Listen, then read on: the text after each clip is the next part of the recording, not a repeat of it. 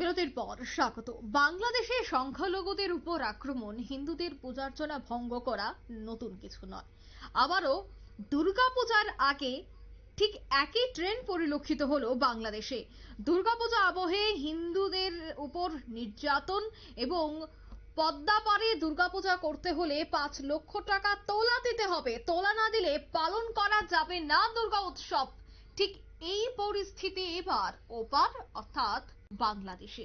ইতিমধ্যে একটি video viral হয়েছে, যার সত্যতা নিউজ ভ্যানগার্ড যাচাই করেনি, কিন্তু সেই ভিডিওতে ঠিক কি স্লোগান উঠছে চলুন একবার দেখাচ্ছি।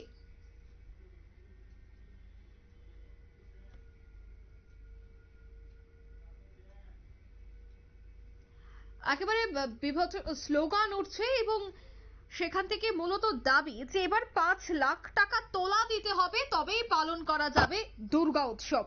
পূজা বন্ধের সিদ্ধান্ত।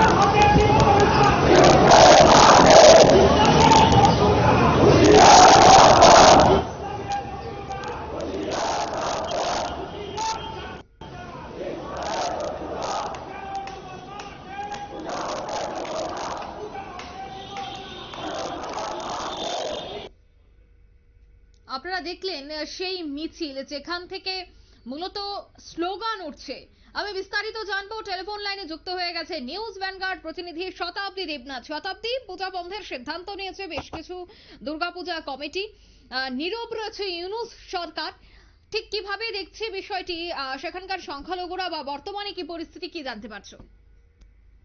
দেখো, যে সময়টাতে দাঁড়িয়ে এখন পুজো মরশুম শুরু হয়ে গেছে গোটা দেশ এবং বাংলাদেশ জুড়েও এখন পুজো মরশুমে যেখানে বাঙালিরা এক প্রকার উৎসবের আমেজে থাকার কথা, সেই জায়গাটায় দাঁড়িয়ে বাংলাদেশে আজ অন্য চিত্র লক্ষ্য করা যাচ্ছে। কেন না, সেক্ষেত্রে সংখ্যালঘুরা আক্রমণ হচ্ছে ক্রমাগত, এবং শুধুমাত্র আক্রমণই নয়, এবার উঠে আসছে যারা বাঙালিদের একটা সর্ববৃহৎ উৎসব, সেই উৎসব বন্ধ করে দেওয়ার ডাক উঠছে রীতিমতো বাংলাদেশ থেকে। যেটা বাংলাদেশের উত্তরার্ধী মাঠ, যে 13 নম্বর মাঠ রয়েছে, সেই মাঠে বিগত বছর দীর্ঘ বছর ধরে সেখানে পালন করা হয়ে আসতো বড়সড় পরিসরে দুর্গাপূজা। সেই জায়গায় আজকের দিনে দাঁড়িয়ে 13 নম্বর মাঠে নাকি পুজো করা যাবে না, এই স্লোগান আজ সংখ্যাগুরুরা সেই দেশের ডাক তুলেছে।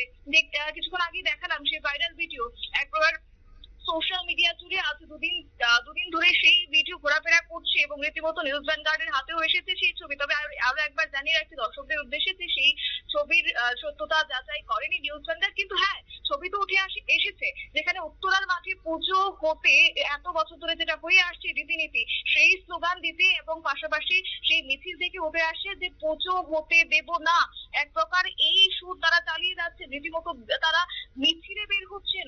বর্তমান সময়ে বাংলাদেশের সংখ্যালঘুদের উপর হামলার বিষয়টি বারংবার উঠে আসছে আলোচনার কেন্দ্রবিন্দুতে। শুধু তাই নয়, বাংলাদেশের প্রাক্তন প্রধানমন্ত্রী শেখ হাসিনা দেশ ছাড়ার পর থেকে কিন্তু সংখ্যালঘুদের উপর যে আক্রমণের বিষয়টা, তা কিন্তু মাত্রাতিরিক্ত হারে বৃদ্ধি পেয়েছে।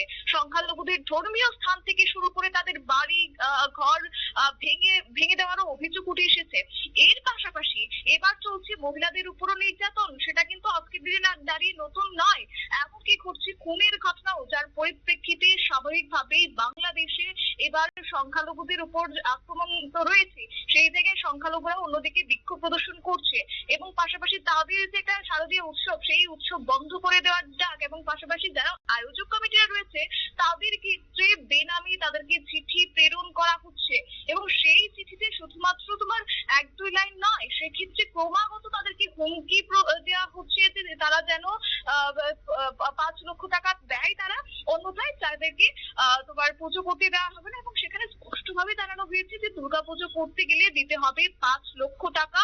গত 7 সেপ্টেম্বর তারিখে সেই চিঠিতে উল্লেখ করে জানানো হয়েছে যে দুর্গাপূজা করতে হলে প্রতিটি মন্দির কর্তৃপক্ষকে সেই ধার্য করা চাঁদা দিতে হবে, অন্যথায় কেটে টুকরো টুকরো করে দেওয়ার মতো হুমকি দেওয়া হচ্ছে। এদিকে এই চিঠিতে আরো জানানো হয়েছে যে ওই টাকা 1 সপ্তাহের মধ্যেই দিতে হবে, এমনকি তোমার কালীনগর বাজারে টাকা দেওয়ার স্থান পরিবর্তনের সময়ে জানিয়েও দেওয়া হবে, সেই চিঠিতে উল্লেখ করা হয়েছে। এদিকে এই বিষয়টি নিয়ে আবার প্রশাসন থেকে শুরু হয়েছে, সাংবাদিকদের জানানো হয়েছে যে কচুকাটা করা হবে বলেও চিঠিতে নাকি উল্লেখ করা হয়েছে, যেখানে আরো বলা হয়েছে যে তোদের পরিবারও রেহাই পাবে না, প্রশাসন সেনাবাহিনী সব আমাদের কেনা, এমন ভাবে হুমকি দেওয়া হচ্ছে।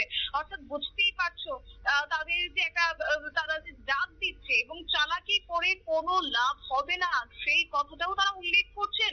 এতটা সাহস তাদের মধ্যে আজ দেখা যাচ্ছে, কিন্তু সেক্ষেত্রে টাকা দিতেই হবে এবং পাশাপাশি আরো বেশ কিছু কথা তারা উল্লেখ করেছে। তবে যাই হোক, সেই প্রসঙ্গে আমি আসছি না।